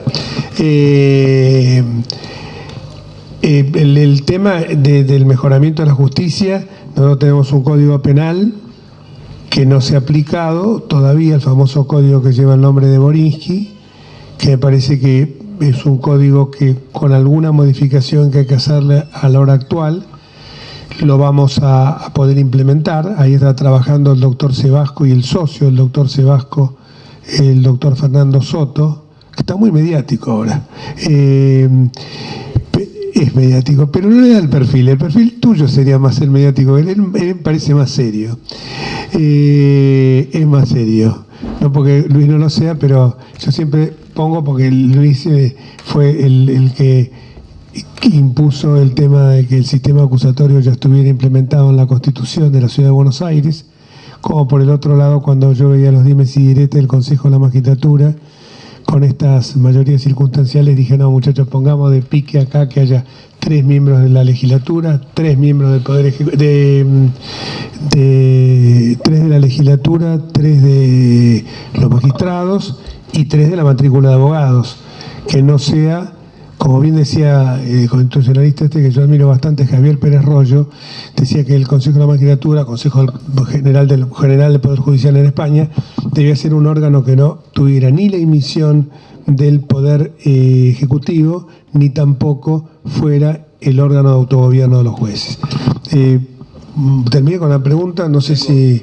y la otra parte te la contesté, la parte del gozo, no, vamos a preferir no llegar a un decreto de necesidad de urgencia, pero los cambios, como dice Petri, hay que hacerlos rápido, porque lamentablemente con Alfonsín nos falló la ley Mucci, que hubiera cambiado todo.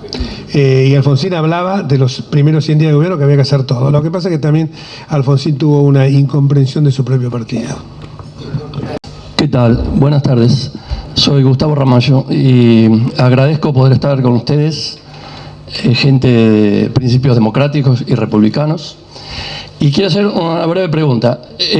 Yo fui director de Derechos Humanos con el gobierno de Alfonsín, cuando era más joven que hoy, y resultó que cuando tomamos el gobierno generamos la CONADEP y juzgamos a los responsables de las desapariciones, que calculamos por los resultados de la investigación que presidió el escritor Sábato, unos 8.900 desaparecidos. Bueno, por eso se han juzgado y se han colocado en prisión, que todavía sigue mucha gente en prisión, a una cantidad de militares.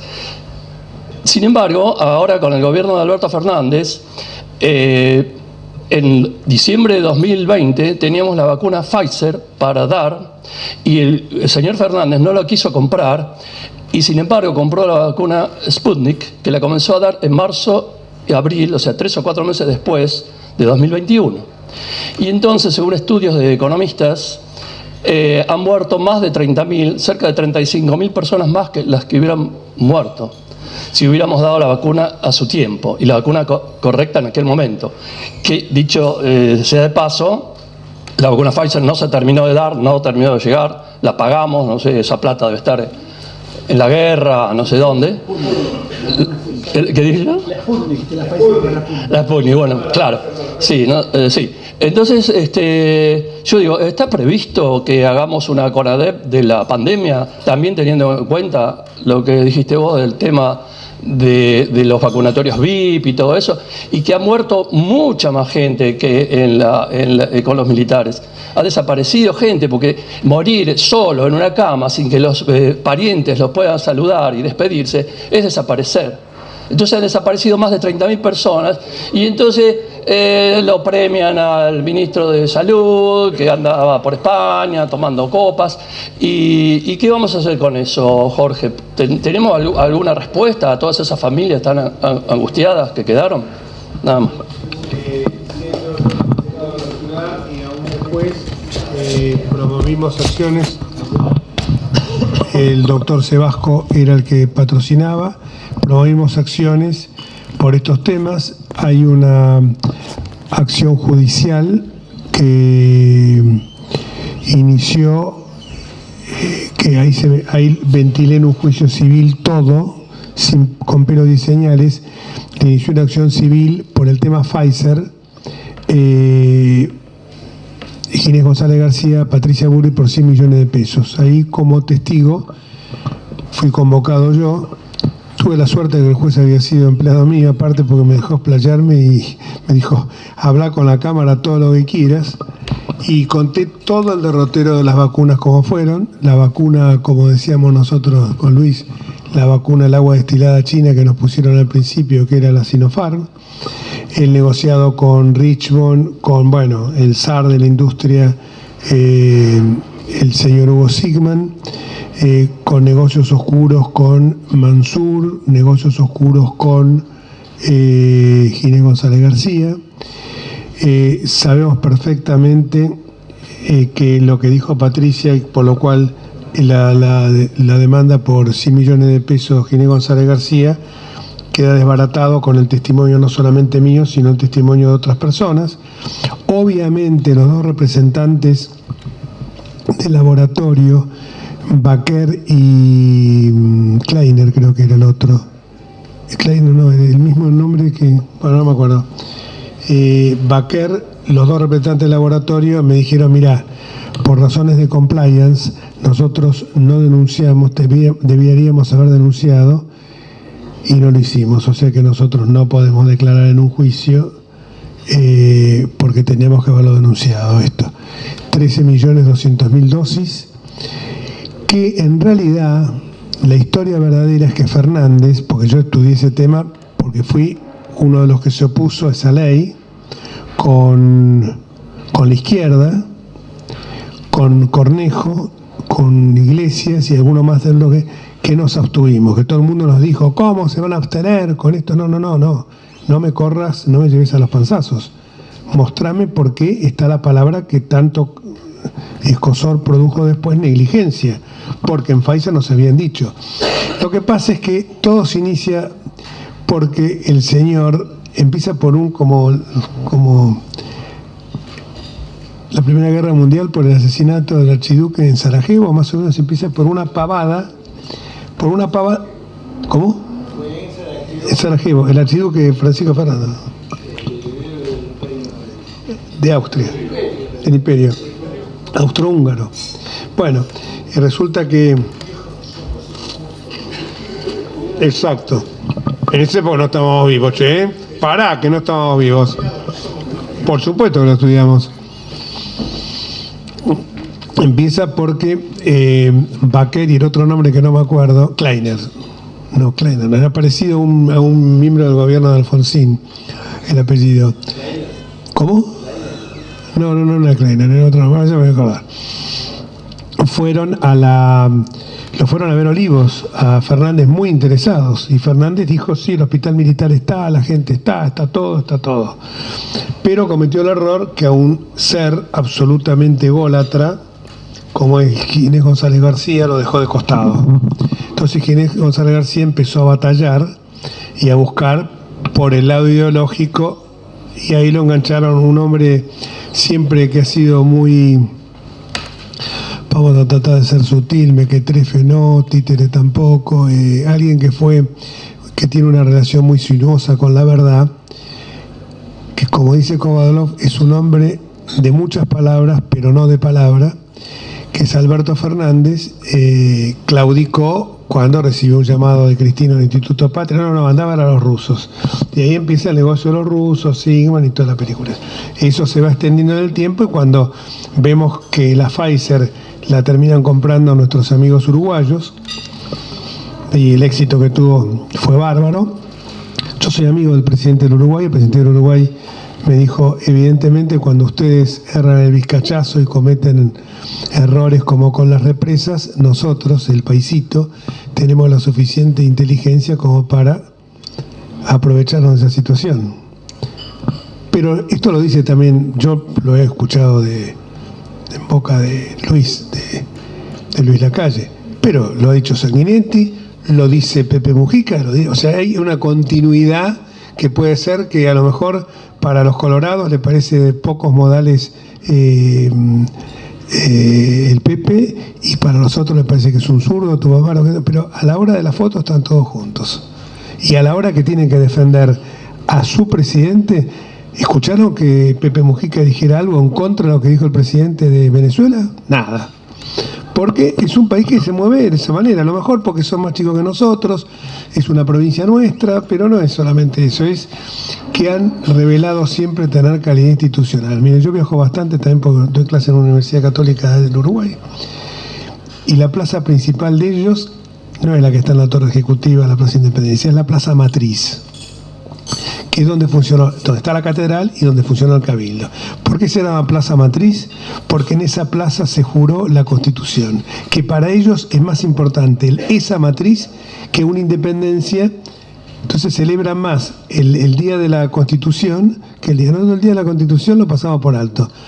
Yo estoy seguro que acá son toda gente culta y son todos muchos profesionales de derecho, pero hay mucha gente que ignora que el 1 de mayo lo tenemos que festejar no como Día del Trabajo, sino como Día de la Constitución, porque fue el día que nuestro plexo normativo de base entró en vigencia. Bueno, no quiero irme por las ramas, y la pregunta tuya es, la posibilidad ya la hemos hecho en los juicios.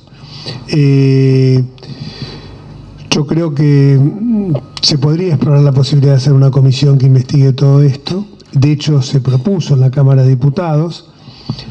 Obviamente es complicado el tema, porque después vas a tener que distinguir entre los que murieron de COVID y los que no murieron de COVID.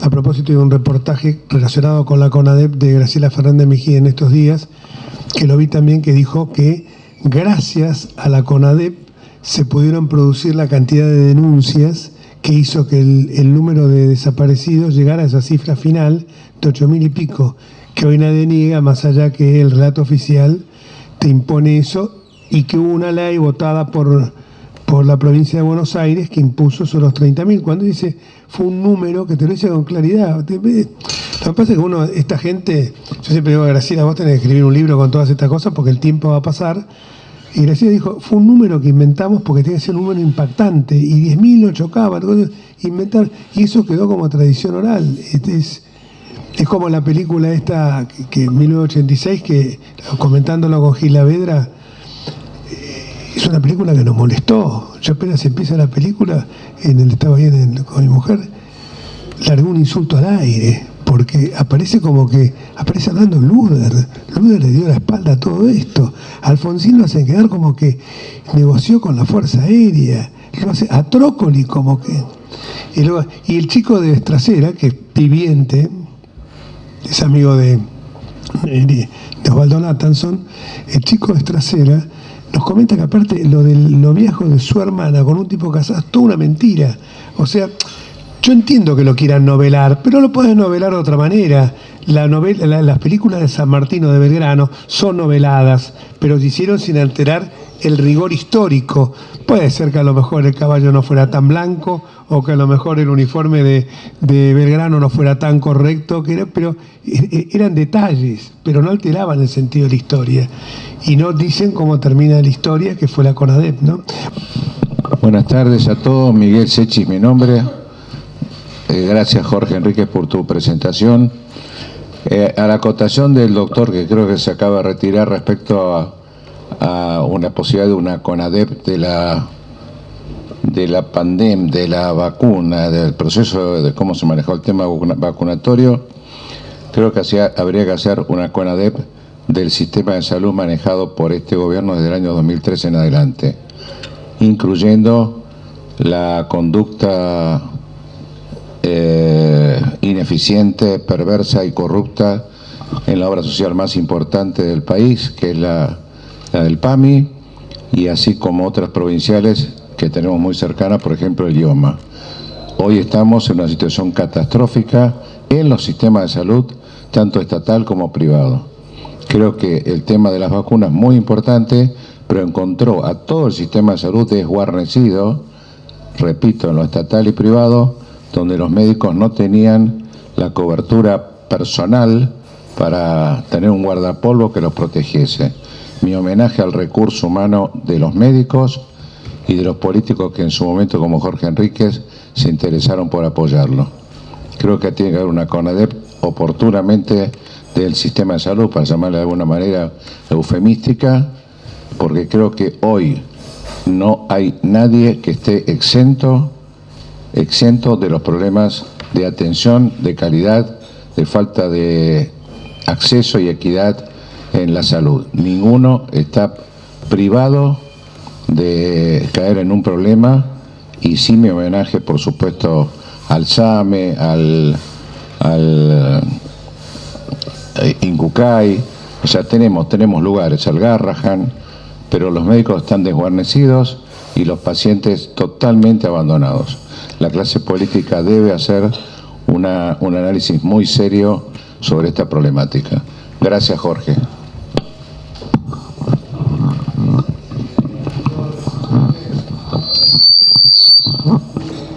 Quien habló es abogado, claro, pero es el factotum, el doctor Secchi, de una organización médica, fue funcionario judicial, magistrado de la justicia civil, pero formó hace unos años un cenáculo, una ONG, Medeus, ¿no? Foro para el Desarrollo de la Ciencia, donde tienen los número uno, desde Jorge Neira, que es un terapista intensivo de un nivel superlativo reconocido mundialmente, dos exministros como Jorge Lemus y como Alberto Massa, y esto me lo plantearon ya en otra oportunidad, y creo que hay que hacerlo. No, Sergio Massa no, Sergio. Aunque si le decís que para ser presidente se ponga un guardapolvo y un estetoscopio, se lo pone. Le da lo mismo un lavado, un lavado con planchado. Pero lo planteó, y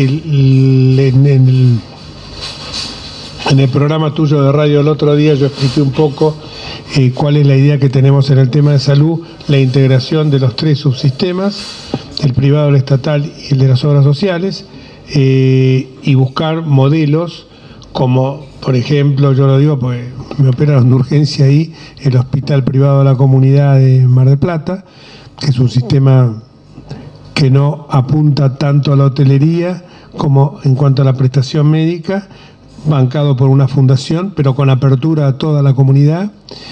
Y creo que hay que ir a eso, y sobre todo que los médicos tienen que estar muy bien remunerados, porque si no tenemos la fuga de médicos que se están yendo al exterior, porque yo digo, los tres elementos que hay que fortalecer son los médicos, los maestros, englobando por supuesto a todo el personal y colectivo de salud y de medicina, y por supuesto también la seguridad, ¿no? Con los policías que cobran magros sueldos, que a veces tienen que comprar chaleco antibalas, o en el caso de los médicos que me consta, que se compraban las máscaras y el equipo. Por eso creo yo que hay que trabajar fuerte en eso. No sé si una CONADEP, como sugirieron, una comisión, porque a veces las comisiones, el caso de la CONADEP es excepcional porque fue una comisión que logró su cometido, pero como decían, alguna vez se dijo que lo mejor para que algo no funcione es mandar, claro, créate una comisión, va dando vueltas por ahí, cada uno hace un... Perón lo dijo, no lo quería nombrar porque ya lo nombramos dos veces, Perón. Pero es así, lo mandas a una comisión y en una comisión empieza a pulular los logorreicos, como digo yo, los que tienen incontinencia verbal, y dicen cosas en ese sentido, todos se van contentos, cada uno, viste, el discurso, la frase que pronuncié, pero no soluciona nada. La CONADEP no, porque fue preciso y concreto. Jorge, la última pregunta antes de cerrar. ¿Qué números ves para la PASO? Para eso lo invitamos, para que nos diga esto realmente, ¿no?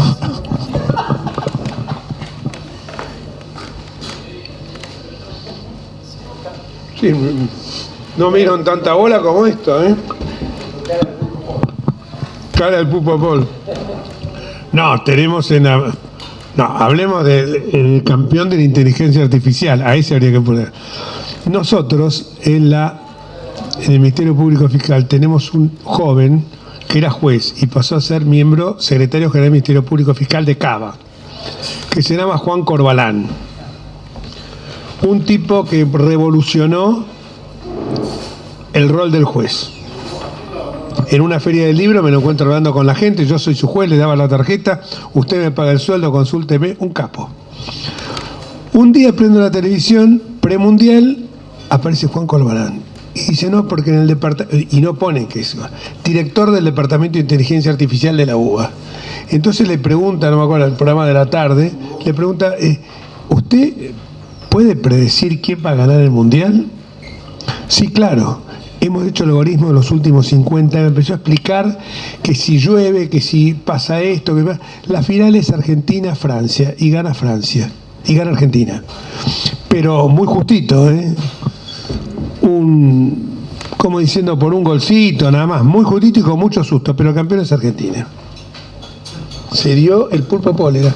No le preguntamos todavía esto. Ahora no sacó chapa con eso, porque con eso podía haber sacado chapa.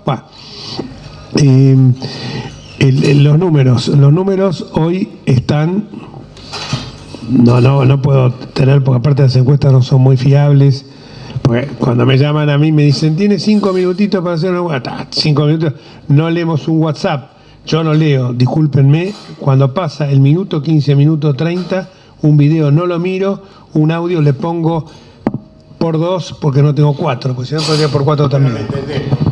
No, sí, no entiendo. Y si porque ves como el curso Ilven de leer en diagonal, acá también escuchás en diagonal, y yo creo que hoy por hoy debe estar en forma individual, Massa primero, forma individual, con un 25-26%, porque es el voto duro del kirchnerismo. Le puede sumar un 2-3% Grabois, voto duro del kirchnerismo, con el tema que a Grabois lo van desperfilando, porque hoy tiene que decir duro con el fondo, mañana tiene que decir no. Entonces, yo creo que esos son los números que hoy, prima facie, uno lo ve. Creo que entre los dos podrían estar en el 25-26%, no más. Después la veo a Patricia Bullrich con casi arañando el 20%. 4 puntos más abajo lo veo a Larreta. O sea que entre los dos estarían en 36. Le podría significar para ganar hasta, no en primera vuelta, porque tendríamos que llegar al 40 o 10 de diferencia, no creo que se dé eso. Pero Milei lo veo cayéndose muy fuertemente. No solamente por los comentarios esotéricos que han salido en estos últimos días, habla con los perros, clona un perro. Esta es la Argentina, o sea, si estamos gobernados, a ver, muchachos, si estamos gobernados por psiquiátricos, estamos gobernados por una banda de psiquiátricos vagos y chorros. Entonces, yo los vino a ustedes dos, por ejemplo, por los temas acá adelante, pero pueden mirar dos vídeos, todo lo demás, y digo, ¿y esto qué hacen en Argentina? Rájense, muchachos. En Europa seguro que los contratan en cualquier universidad, aunque sea para que hablen de la Argentina y expliquen con palabras sencillas. Estamos gobernados por psiquiátricos, o sea, uno no se da cuenta. Una mujer se levanta a la mañana en un tuit, hace 5 años atrás lo pongo a de presidente, ahora lo pongo, y además le faltan el respeto hasta a los derechos humanos, ponen la avioneta atrás de los vuelos de la muerte. Eso es una catástrofe, eso es no banalizar, eso es despreciar. Estás poner la máquina en que lo torturaban también. Una locura. Pero bueno, está gobernado por eso acá no podés descartar nada, porque la nada existe. es la nada misma y existe acá. Y después lo veo a Milei, que está en picada, y yo creo que Milei debe estar en un no más de un 10-12%, 11%, con toda la furia, porque incluso los chicos que lo votaban por ser disruptivos, los anarcos, están en una situación que ya están viendo que el tipo, yo lo veo por amigo de mis hijos, no, dejate de joder con tu viejo, yo no voy a votar a Milei, que Milei cambia todo, que esto, que el otro, no, pero mi hijo es un tipo serio, un tipo siempre que estuvo abierto a los cambios, sí, pero no, radicales, pro, coalición cívica, todo lo mismo, no. Pero ya están reculando porque hay, incluso más, hay algunos atributos que, por ejemplo, a mí pensé que me chocaban solo a mí por reminiscencia del pasado, que es los sobretodos de cuero largos. Eso nos hace acordar un poco al fascismo, ¿no? A los uniformes nazis. Hay una película muy buena, La Ola, no sé si la vieron, véanla, si no, La Ola. Es un profesor alemán que le dice a los chicos dicen, le pregunta, estaban hablando de autoritarismo, el tema de ese semestre de autoritarismo. Entonces los chicos, año 2005, 2010, ¿ustedes creen que puede volver a resurgir el nazismo en Alemania? No. Vamos a hacer una experiencia. Los enseña a marchar, a usar uniformes, a consignas, se le va de las manos. Y 2 chicos se terminan suicidando, pues se le va el experimento, se le va de las manos al profesor, porque el profesor no era fascista, pero quería demostrarles que esto no surgió como un hongo después de la tormenta, que esto requería un trabajo previo. Entonces, lo que yo digo, Milei está espantando por eso. La chica que va de vicepresidenta es buena, puede captar el voto de algún sector. Igual yo creo siempre que el voto militar es un voto que no se encolumna tras una sola persona, como el voto evangélico se encolumna sacando los fanáticos que siempre hay. Porque si no, Cynthia Houghton tendría que ser presidenta hace años, con 4 millones de evangélicos. Tiene sí en otros lugares de América Latina el voto evangélico mucho peso, que es por ejemplo Brasil. Lo veo así, y después veo a la izquierda con los votitos de siempre, bajo porcentaje electoral, muy bajo, va a ser menor porque hay una sensación de hastío de la gente. Incluso yo tengo un par de matrimonios amigos que dicen, che, ¿cuándo son las elecciones? Uy, no estoy. Bueno, no importa, si total no voy a ir a votar, me dijo. Entonces, ¿por qué hay un hastío? Porque yo siempre digo que hay una canción de Arjona que dice, ¿sabe cuánto? Le dice al presidente, un ciudadano, ¿sabe cuántos sueños rotos se depositan en una urna de cartón? ¿Para qué cuentan los votos si se repite la ecuación? Entonces, eso es lo que uno le queda, ¿viste? De la frustración que tenemos. Y nosotros mismos. Yo cuando a veces me pongo a hablar de las propuestas, es una letanía, porque lo mismo que digo yo lo dice Esper, equilibrio fiscal, Banco Central Autónomo, que no le dé préstamos al gobierno, que no financia el Tesoro, es como una letanía en iteración con el mundo, pero esto lo sabemos todos. Esper un día lo dijo muy bien, es la ley de gravedad. Los objetos no caen de abajo para arriba, caen de arriba para abajo. Es así. Y nosotros no entendemos. Una vez dije en un programa de televisión algo que le copié a un hijo mío, ¿no?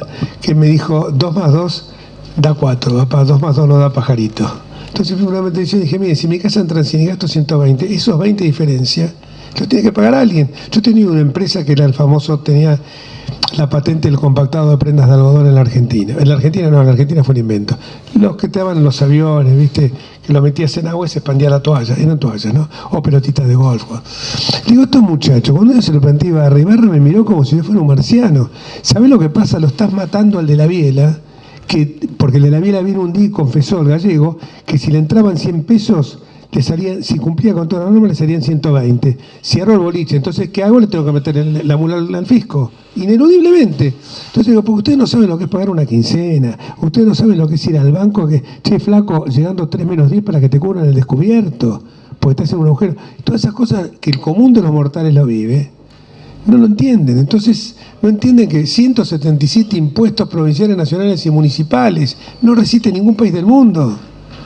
Entonces, yo cuando veo todas estas cosas digo, bueno, los números son más o menos esos. Obviamente me voy a equivocar, pero nosotros no soy de los optimistas que dice que juntos por... Puede cambiar, y yo creo que el experimento Massa, estoy dando números con que el experimento Massa en algunas cosas pueda, por ejemplo, nadie puede negar que hay un acercamiento entre algunos políticos y el círculo y Massa y el círculo rojo. Patricia está totalmente afuera de esto, pero nadie lo puede negar. Que el círculo rojo está operando. Y que el círculo rojo, que es lo que el otro día hablando con Mauricio Macri me dijo, ese es el temor más grande que le tengo, porque estos tipos es con la mía no te metas con la mía. Milei el otro día tuvo la desafortunada frase, a mi juicio afortunada, pero que no la puede decir, que dijo, se termina la joda de la obra pública. Dice que la cara de Wagner era, esto es negro al lado de la cara de Wagner, porque dijo, acá se nos... Pero vivieron siempre de la teta del Estado, eso lo sabemos. Los derechos de exportación. Pero yo me acuerdo, tengo un consuelo amigo que es el presidente de la Cámara del Juguete, tenía que ir a negociar y claudicar con Moreno, y Moreno te ponía la pistola arriba de la mesa. Entonces eso es un país de mafiosos. Lo que sí yo no estoy convencido que Juntos por el Cambio va a mantener la unidad, más allá de esto que hay ahora, que está muy teñido por los homicidios y por el avance del narco entre Carolina y Maxi Puyaro. Está muy fuerte el tema. Hoy las encuestas están dando Carolina arriba. Carolina tiene mucho carisma y es una chica que la verdad que yo la acompañé mucho en la campaña para senadora y no se la cree, o sea que no. Está muy consustanciada y no va a pactar con los narcos. Lo que pasa es que son organizaciones muy fuertes. Yo no quiero justificar a Maxi Puyaro, pero en algún momento ellos han tenido que claudicar con la policía, y la policía es la socia del narcotráfico. O sea, si no tenemos... La policía tiene terminales, es como pasaba acá cuando tuvimos la tragedia de Cromañón.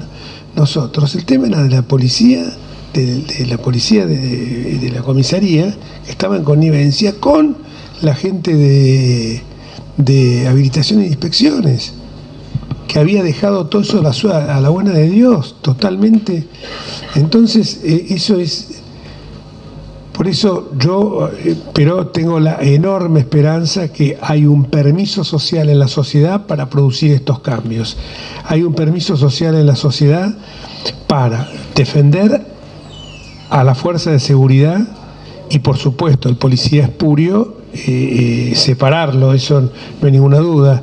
Hay un permiso social de que la gente sabe, me lo dicen en Malvinas Argentinas el otro día, una mujer que estaba vendiendo las tortas exquisitas que hacen, estas recorridas que uno hace por el conurbano, y le digo, ¿y cómo vienen los planes sociales? Que esto y otro. Dice, el plan social me alcanza hasta el día 10 y después tengo que estar en negro, porque hay otra cosa más. Nosotros queremos poner a todo el mundo en blanco, pero tenemos que dar cuenta también que hay una realidad. Si yo voy a Ascochinga o voy a algún lugar remoto de la geografía nuestra, qué sé yo, me viene Tilcara, y yo le digo al tipo que está vendiendo una artesanía, vas a tener que pagar impuesto a esto, impuesto al otro, impuesto a la cosa, a ese tipo lo mato.